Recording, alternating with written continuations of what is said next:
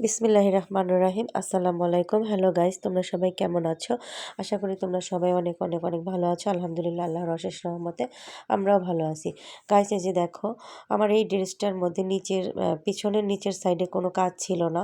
তাই এইভাবে যদি আমি সেলাই করে দিতাম দেখতে ভালো লাগতো না। তাই আমি একটা ডাবল পাটের কাপড় জয়েন করে দিয়ে তার উপর একটা লেস সেট করে দিচ্ছি। দেখো, আমি কিন্তু এখানে নিচে একটা ডাবল পাট কাপড় নিয়েছি। ডাবল কাপড় নিয়ে তারপর জয়েন করে দিয়ে আমি তার উপরে একটা লেস সেট করে দিয়েছি। এই যে দেখো গাইস, কত সুন্দর লাগতেছে। এই যে দেখো, আমি কিন্তু ডাবল পার্ট জয়েন দিয়েছি। এই যে দেখো, এক পাট কাপড় লাগালে কিন্তু ভালো লাগবে না, অবশ্যই ডাবল পাট কাপড় লাগাতে হবে। এবং এখন আমি সাইডে কট পাইপিং লাগাবো। দেখো গাইস, কট পাইপিং লাগালে ড্রেসের লুকটাই অন্যরকম চলে আসবে। এই যে এখন যেখানে আমি কট লাগাবো সেই বরাবর একটা ভাঁজ দিয়ে আয়রন দিয়ে একটা দাগ টেনে নিব। নতুবা আমরা স্কেল বসিয়ে যে বরাবর আমরা কট লাগাবো সেই বরাবর একটা দাগ টেনে নিব। তাতে করে কট বসাতে আমাদের অনেক সুবিধা হবে, সোজা বরাবর কট বসানো যাবে। এই যে দেখো গাইস, আমি একটা দাগ টেনে নিলাম। এখন আমি কট লাগাবো। যেহেতু কটটা আমাদের হাতের বাম সাইডে, জামাটাকে নিয়ে আসতে হবে ডান সাইডে এনে তারপরে কটের কাপড়টা আমি একটা উল্টা দিকে একটা ভাঁজ দিয়ে তারপরে যে বরাবর দাগ দিয়েছি সেই বরাবর বসাবো। বসিয়ে এখানে একটু হালকা চাপ দিয়ে নিতে হবে, যেহেতু এটা কিনারের সাইড।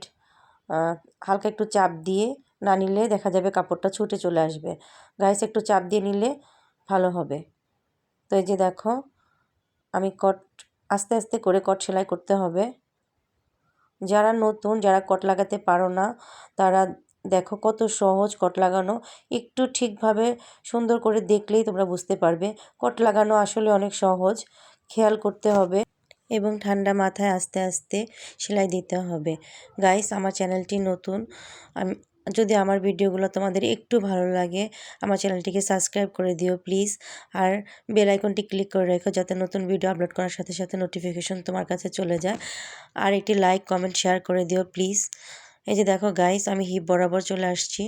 এখানে আমি কেটে দিব না, আমি আরও 1 ইঞ্চি পরিমাণে উপরে উঠব, সেলাই করে দিব। তারপরে এখানে আস্তে একটা চাপ দিয়ে দিব। এখানে অবশ্যই চাপ দিয়ে দিতে হবে, না হলে ছুটে যাবে। গাইস, এই যে আমি চাপ দিয়ে দিলাম। এখন আমি এই যে দেখো কেটে দিচ্ছি।